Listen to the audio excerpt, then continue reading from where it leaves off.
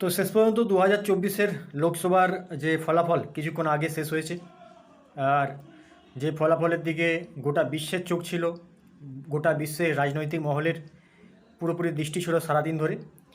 তো কিছুক্ষণ আগে ফল প্রকাশ হয়েছে।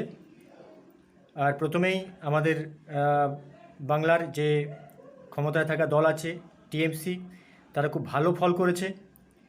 তারা একটা চমকপ্রদ ফল করেছে গতবারের থেকে এবারে। তারা তাদের যে ক্ষয়টা হয়েছিল, যে ক্ষতিটা হয়েছিল, সেটা তারা রিকভার করেছে। এ কারণে তাদের শুভেচ্ছা জানাই, অভিনন্দন জানাই, যেটা তাদের প্রাপ্য, তারা যেভাবে পরিশ্রম করেছিল।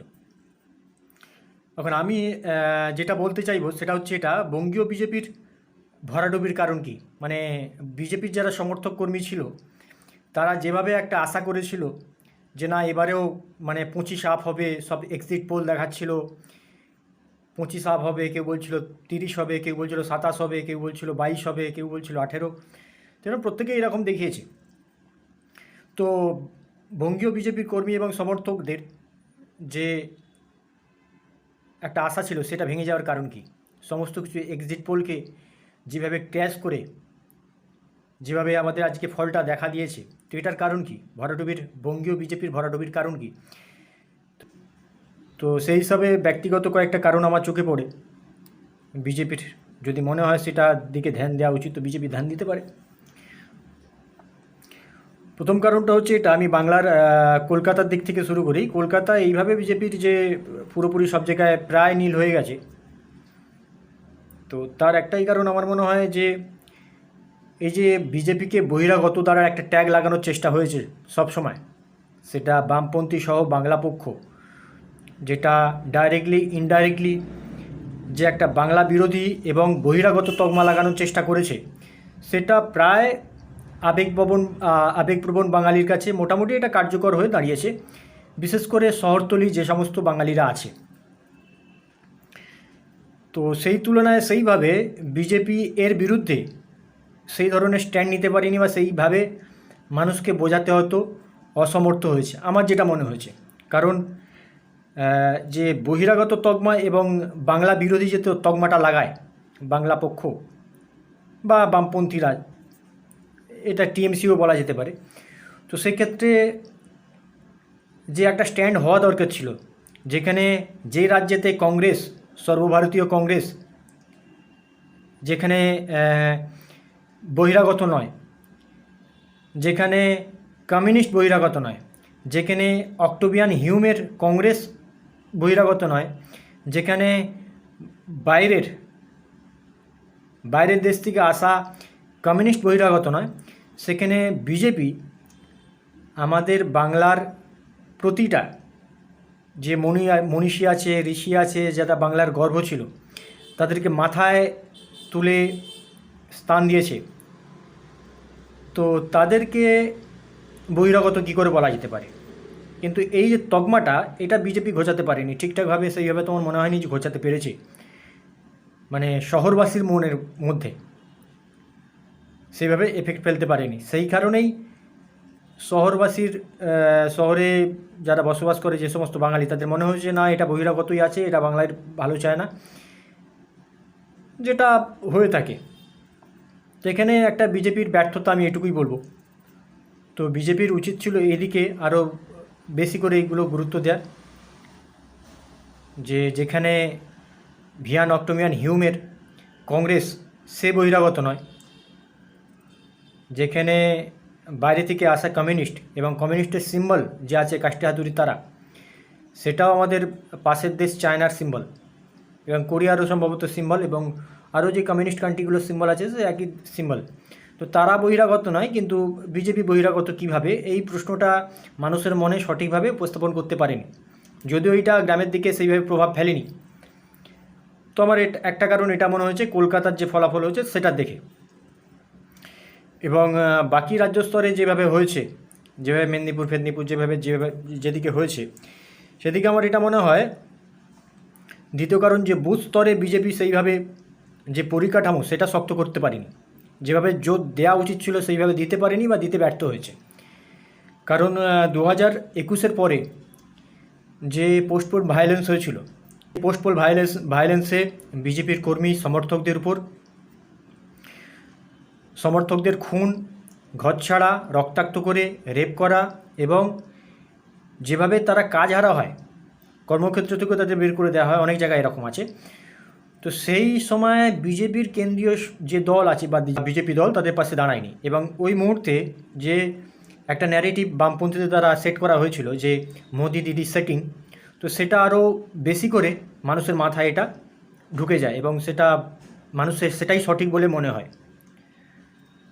তো সেই নীতিতেই বোধহয় বুথ স্তরে সেইভাবে মানুষ কার্যকর সিদ্ধান্ত নেয়নি বা সেইভাবে অ্যাক্টিভ হয়নি। জানে সব সেটিং আছে, করেও কিছু লাভ নেই, অ্যাক্টিভ হয়েও কিছু লাভ নেই। আর দ্বিতীয় কথা, সবচেয়ে বড় কথা হচ্ছে এটা, যারা অ্যাক্টিভ এইসব কে মিথ্যা ভেবেও বা মেনেও, যারা এইসবকে মিথ্যা মনে করেও যারা অ্যাক্টিভ হওয়ার চেষ্টা করেছিল, তাদেরকে 2021-এর পর যেভাবে নির্মম মারধর হয়েছিল সেটার কথা মাথায় রেখে তারা আর এগোয়নি। ফলে এই জিনিসটাকে সুযোগ নিয়ে আমাদের রাজ্যের যে টিএমসি দল, যারা খুব ভালো ফল করেছে, তারা ক্রমাগত বুথ স্তরে মিটিংয়ের পর মিটিং এবং পরিশ্রম তারা খুবভাবে করেছে, খুব হার্ডওয়ার্ক করেছে, এবং তারা ডাইরেক্টলি ইনডাইরেক্টলি এটা বোঝাতে সমর্থ হয়েছে যে দিদি মোদি এক, তা তোমরা বিরোধ করে কোনো লাভ নেই, তোমরা টিএমসিকেই ভোটটা দাও।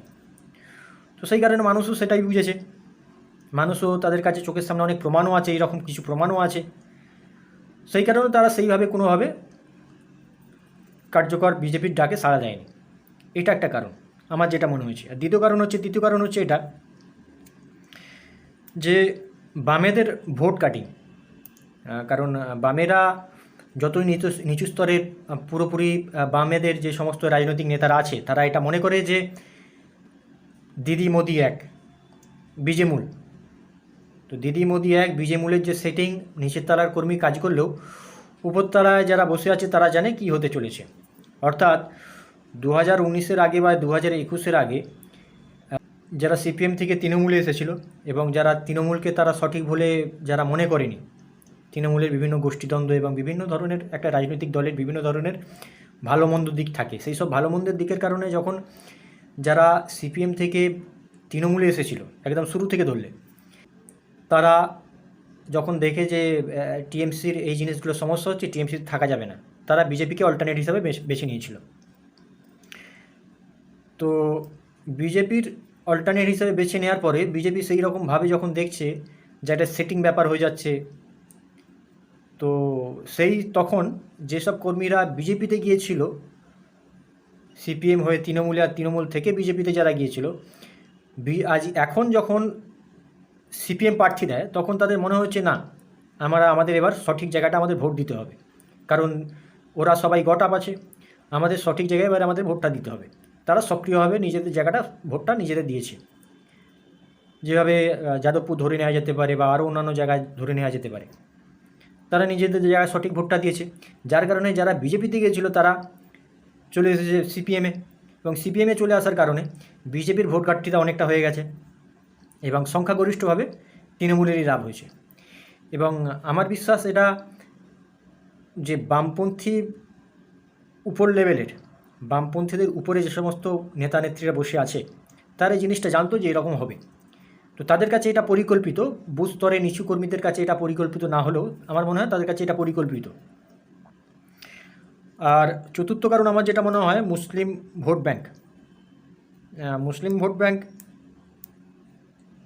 এটা নিয়ে নতুন করে বলার কিছু নেই, কারণ যে কোনো রাজ্যে, যে কোনো দেশে কোনো জনগোষ্ঠী যদি তারা সুসংগঠিত হয়, তাদের মধ্যে যদি একটা ডিসিপ্লিন থাকে, তাদের মধ্যে যদি একটা সাংগঠনিক ভাব থাকে, তো তাদের তোষামোদ করে যে কোনো রাজনৈতিক পার্টিই চলবে, এটা নির্দ্বিধায়। এটা শুধু টিএমসি আজকে করছে তা নয়, যে কোনো পার্টিই করবে। তো সেই হিসাবে যে আমাদের পশ্চিমবঙ্গে যে সমস্ত আছে 35% বা 30%, তারা পুরোপুরিভাবে বিজেপির বিরুদ্ধে একটা ভোট দিয়েছে, এবং তারা বঙ্গীয় ইমাম পরিষদ থেকে তারা একটা লেটারও জারি করেছিল যাতে প্রত্যেককে বিজেপির বিরুদ্ধে অল্টারনেট হিসাবে তৃণমূলকে ভোট দেয়। তো এটা ইউপিতে যেখানে আছে, ইউপিতে বিজেপির বিরুদ্ধে যে আছে তাকে দিয়েছে ভোট, এবং অন্যান্য জায়গায় যারা আছে তাকে ভোট দিয়েছে। অর্থাৎ এদের একটাই মোটামুটি এজেন্ডা ছিল যে আমরা বিজেপিকে ভোট দেব না।